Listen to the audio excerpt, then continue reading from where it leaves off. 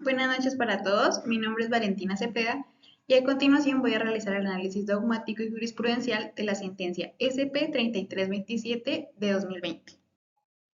El tipo penal que me corresponde en este caso examinar es el artículo 208, denominado acceso carnal abusivo con menor de 14 años. El mismo está ubicado en el libro segundo, parte especial, en el título 4, delitos contra la libertad, integridad y formaciones sexuales, en el capítulo segundo, de los actos sexuales abusivos, en el Código Penal colombiano, la Ley 599 del 2000. El mismo dice, el que acceda carnalmente a persona menor de 14 años incurrirá en prisión de 12 a 20 años. Entonces, en cuanto a los elementos esenciales del tipo, es decir, el tipo objetivo, encontramos en primer lugar los sujetos, el cual es un sujeto activo indeterminado singular, ya que la descripción del tipo no nos da como tal una cualidad específica de la persona que va a cometer la conducta. En el sujeto pasivo encontramos que es el hombre o mujer menor de 14 años. El verbo rector es acceder carnalmente. Y acá hay un modo y es que lo hace mediante el aprovechamiento de la condición de inferioridad de la víctima en razón de su edad. El verbo rector en este caso es acceder carnalmente y el objeto jurídico, bien jurídico tutelado, es la libertad sexual y de autodeterminación. Y el objeto material personal es el sujeto al que se accede carnalmente. Este tipo admite concurso homogéneo simultáneo en los artículos 103, 100, 237 y 370. Admite tentativa y en cuanto a la coparticipación, admite coautoría, determinación, complicidad con punibilidad agravada. En cuanto al tipo subjetivo, es normativa y materialmente dolosa. En cuanto a los ingredientes especiales del tipo, encontramos que el normativo es acceso carnal y el subjetivo está implícito, es la satisfacción lúbrica de la gente. Entonces, para poder describir este tipo penal, debemos remitirnos al artículo 212 del Código Penal, nombrado acceso carnal. Eso es importante mencionarlo, ya que en el análisis jurisprudencial uno de los argumentos en el cual se basa la Corte para imputarle al procesado el tipo que decidió imputarle fue porque no contaba con las características que este tipo nos describe, el cual dice, para los efectos de las conductas descritas en los capítulos anteriores, se entenderá por acceso carnal la penetración del miembro viril por vía anal, vaginal u oral, así como la penetración vaginal o anal de cualquier otra parte del cuerpo humano u otro objeto. Ya como tal, entrando al análisis jurisprudencial de la sentencia, SP 3327-2020, encontramos que la emite la Corte Suprema de Justicia en su sala de casación penal con número de radicado 51897. La emite el día 9 de septiembre de 2020 y el magistrado ponente es el doctor Luis Antonio Hernández Barbosa. El delito en este caso es acceso carnal abusivo con menor de 14 años, tipificado en el artículo 208 de la Ley 599 del 2000. En cuanto a las circunstancias de tiempo, modo y lugar, eh, encontramos que en horas de la mañana del día 1 de abril de 2011, entre las 9 y 9 y media, Deyanira Valera Castillo, junto con su nieta, ingresan a una iglesia denominada María Madre del Salvador del barrio Nápoles de Cali Valle, lugar donde se encontraban Esperanza Parra Díaz, María Cecilia Molina de López y Ana Cecilia Vidal. Estos tres nombres van a ser relevantes también en cuanto a la motivación de la corte. Estas tres personas se encontraban junto a Martínez Lozano. Eh, los tres realizaban labores en la parroquia antes de iniciar la ceremonia. La señora Deyanira se dirigía al altar a orar, por lo que dejó a su nieta en una de las bancas a la entrada de la iglesia. Es en este lugar donde su padrino, es decir, el señor Martínez Lozano, estaba abriendo la puerta, ya que minutos más tarde se iba a dar inicio a la ceremonia. En este momento es cuando esta persona aprovecha y se lleva a la menor al tercer piso, lugar al que él tenía acceso porque conocía ya que participaba en la pastoral social y es allí donde empieza a besarla, la sube a una mesa, empieza a besarla, a tocarla y le muestra su miembro viril y se aprovecha nuevamente de la menor. ¿Por qué decimos nuevamente?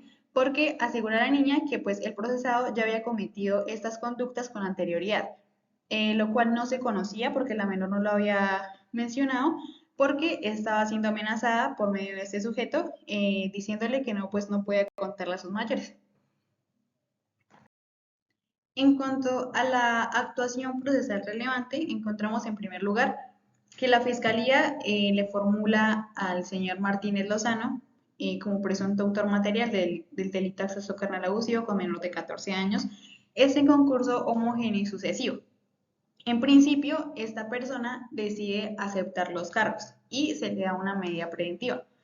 Sin embargo, Martínez Lozano, luego de esto, presentó un escrito de retractación en el cual argumentaba que en ese momento en el que fue imputado no se hablaba, no estaba hablando en sus 5 sentidos. Por lo tanto, el juzgado acepta la retractación y es acusado el 20 de mayo de 2013 por la Fiscalía ante el juzgado de conocimiento por el delito de acceso carnal abusivo con menor de 14 años, igualmente en concurso homogéneo y sucesivo. Acusación respecto a la cual el acusado se declaró inocente y luego del juicio oral se profiere el fallo absolutorio. La decisión del juzgado es apelada por la Fiscalía ante el tribunal, quien dicta sentencia condenatoria en contra de Martínez Lozano como autor responsable del delito de acceso carnal abusivo con menor de 14 años en concurso homogéneo y sucesivo. Y contra esta decisión, el apoderado de Martínez Lozano interpone el recurso extraordinario de casación, el cual es admitido mediante el auto 1 de agosto de 2019. El representante de Lozano argumenta ante la Corte que, en primer lugar, el testimonio de la menor incurre en múltiples contradicciones y que el mismo no permite acreditar la materialidad de los hechos. Agregó también que el tribunal omitió valorar la conclusión de la psicóloga forense relativa a que la víctima presentaba confusión al afirmar simultáneamente que sí hubo penetración. Cuando la psicóloga habla con la menor, se da cuenta de que ella, como tiene tan corta edad, todavía no tiene ciertos conceptos claros, por lo tanto, narra los hechos desde lo que entiende. Pero en eso mismo se ve ciertas discrepancias entre lo que dice. En segundo lugar, los testigos, las 3 señoras que nombramos en las circunstancias de tiempo, modo y lugar, la señora Esperanza Parradillas, María Cecilia Molina de López y Ana Cecilia Vidal, confirman haber estado en compañía de Martínez Lozano toda la mañana. Testimonios que, según el apoderado, demuestran la inocencia del procesado y que los mismos no fueron tomados en cuenta tanto por el tribunal. Entonces nos encontramos ante 2 problemas jurídicos. El primero es si el testimonio dado por esas 3 personas tiene una trascendencia de tal magnitud que de no haberse dado la relevancia necesaria, la sentencia proferida por el tribunal hubiese sido distinta y hubiese estado encaminada hacia la absolución del demandante. Y en segundo lugar, si se tuvo en cuenta el dictamen psicológico relativo a la existencia de un acceso carnal. Como OITER dicta, la Corte, al apreciar los testimonios de las 3 mujeres, encuentra cierta solidaridad y protección respecto al procesado, pues hablan muy bien de él y además admiten conocer de hace varios años y recalcan sus buenas labores dentro de la iglesia.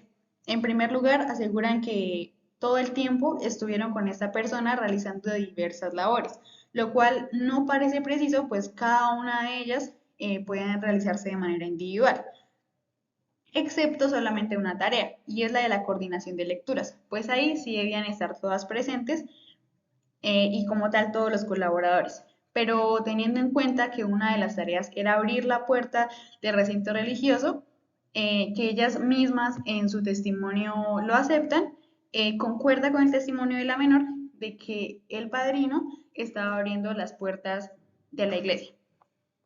En segundo lugar, aseguran que el acceso a los lugares que se encuentran en el tercer piso solo era posible cuando uno de ellos se le solicitaba al párroco, pues todo el tiempo permanecían cerradas con llaves. También mencionan que ahí se encontraba una especie de biblioteca, en donde además de contar con mesas, sillas y almacenar objetos de la iglesia, fundamentalmente se preparaban los niños para la primera comunión, labor que el procesado llevaba a cabo.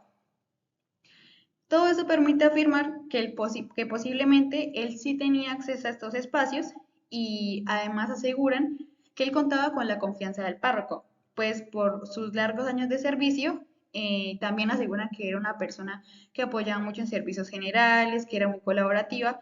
Se determina que él tenía un conocimiento grande sobre este recinto.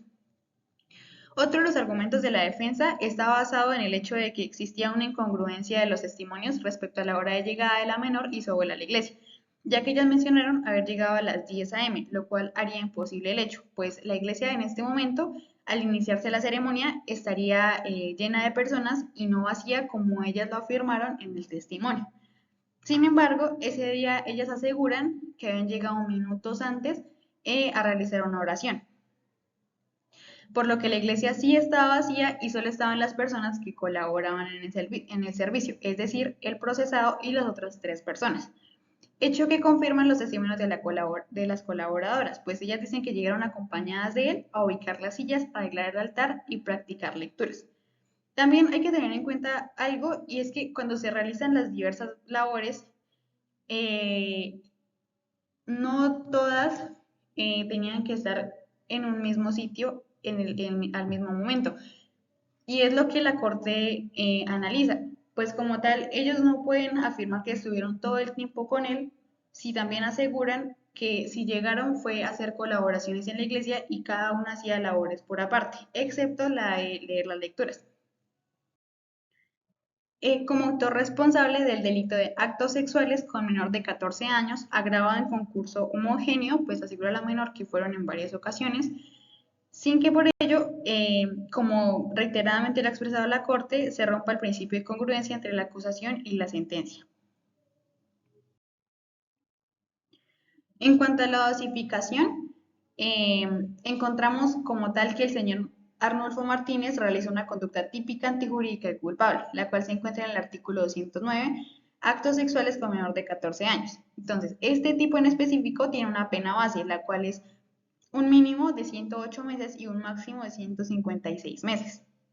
En segundo lugar, encontramos que la conducta tiene un agravante estipulado en el numeral 2 del artículo 211, pues el señor Martínez era el padrino de la niña, por lo tanto tenía un carácter, posición y cargo que le dio particular autoridad sobre la víctima y la impulsó a depositar en su confianza, por lo que con el agravante se le aumentará de una tercera parte a la mitad. ¿Esto cómo lo vamos a aplicar?